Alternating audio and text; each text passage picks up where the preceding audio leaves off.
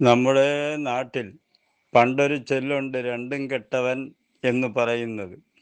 അത് സാധാരണ മനുഷ്യനെ ഉദ്ദേശിച്ചാണ്. രണ്ടും കെട്ടവൻ എന്ന് പറഞ്ഞാൽ നാണവും മാനവും കെട്ടവൻ, അതായത് ഉടുപ്പില്ലാത്തവൻ, എന്ത് ഹീനകൃത്യവും ചെയ്യാൻ യാതൊരു മടിയുമില്ലാത്തവൻ എന്നൊക്കെയാണ് ഇതിൻ്റെ അർത്ഥം. പക്ഷേ ഒരു സാധാരണ മനുഷ്യൻ പോയിട്ട് ഒരു മെത്രാൻ രണ്ടും കെട്ടവനായാൽ എന്നൊരു പുതിയ ശൈലി നമുക്ക് ഉപയോഗിക്കേണ്ടതായ അവസ്ഥയിലാണ് ഇന്ന് സീറോ മലബാർ സഭയിലെ വിശ്വാസികൾ.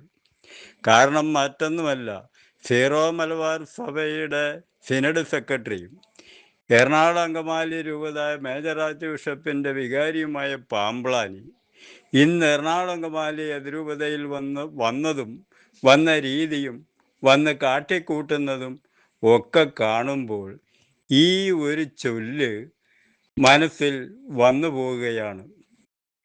അദ്ദേഹം വിശ്വാസികളുമായി കഴിഞ്ഞ ദിവസം കൂടിക്കാഴ്ച നടത്തിയപ്പോൾ ഒരു വാചകം പറയുന്നത് കേൾക്കാനിടയായി. നിങ്ങൾ എന്നെക്കുറിച്ച് എന്ത് പറഞ്ഞാലും എങ്ങനെ ധരിച്ചാലും എനിക്ക് യാതൊരു പ്രശ്നവുമില്ല എന്ന്. അതായത് രണ്ടും കെട്ടവനെന്ന് വിചാരിച്ചാലും അദ്ദേഹത്തിന് യാതൊരു നാണവും മാനവും ഉളുപ്പുമില്ല എന്നാണ് ആ പറഞ്ഞതിൻ്റെ ചുരുക്കം. അദ്ദേഹത്തിൻ്റെ വഴിയെ വിമതരുമായി മുന്നോട്ട് പോകും എന്നതാണ് അതിൻ്റെ സൂചന. അതായത് എറണാകുളം അങ്കമാലി അതിരൂപതയിൽ ഈ വിഷയങ്ങൾ മുഴുവൻ ഉണ്ടാക്കിയത് അദ്ദേഹത്തിൻ്റെ പദ്ധതിയുടെ ഭാഗമായിട്ടാണ്.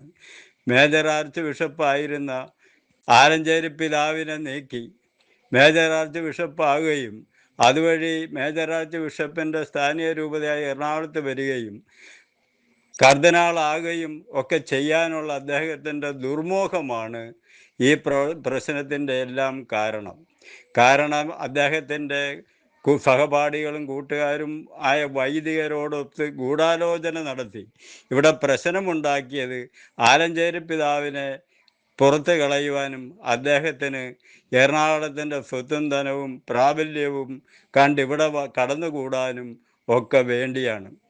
ഇത് സൂചിപ്പിക്കുന്ന അനേകം തെളിവുകൾ നമ്മുടെ ഭാഗത്ത് ലഭിക്കാൻ ഇടയായിട്ടുണ്ട്. അതായത് പല വൈദികരും ഇതിനു മുമ്പ് പാമ്പ്ളാനി പിതാവ് ഇവിടെ വരുമെന്നൊരു പ്രതീക്ഷയിലായിരുന്നു. ഈ വൈദികർ പല പ്രാവശ്യം ഏകീകൃത കുർബാന ചെല്ലാൻ തയ്യാറായി വന്നപ്പോഴും അവരെ പിന്തിരിപ്പിച്ചതും പിടിച്ചു നിർത്തിയതുമെല്ലാം ഈ പാമ്പ്ളാനി തന്നെയാണ്. സമവായം ഉണ്ടാക്കിയതും പാമ്പ്ളാനിയാണ്.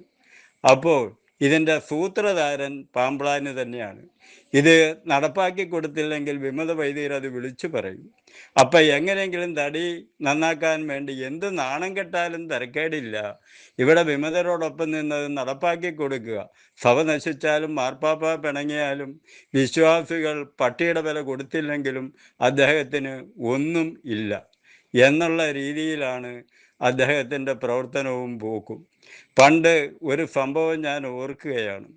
ഒരു വീട്ടിലെ അമ്മ, അതായത് ഭാര്യ, കാമുകനുമായി സമരസപ്പെട്ട് കുടുംബത്തിൽ കയറ്റി ജീവിച്ചു പോകുമ്പോൾ കുടുംബകലഹവും പ്രശ്നങ്ങളും ഒക്കെ ഉണ്ടായി.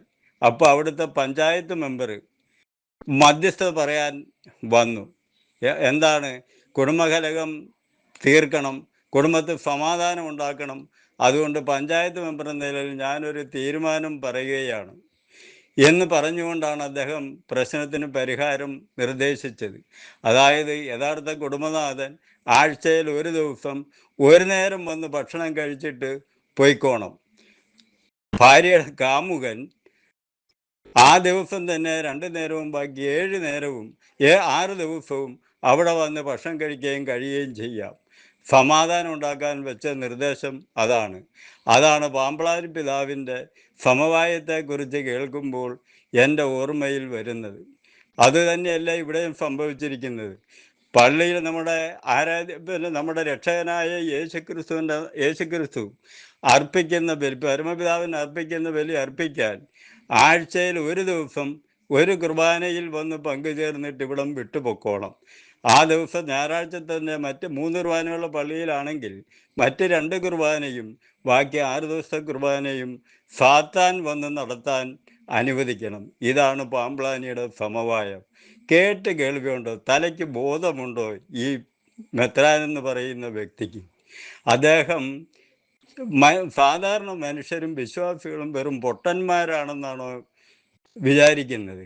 അദ്ദേഹത്തിൻ്റെ കൂലി എഴുത്തുകാരായ 2 വൈദികരും ഇത് ശരിക്കും കേൾക്കട്ടെ.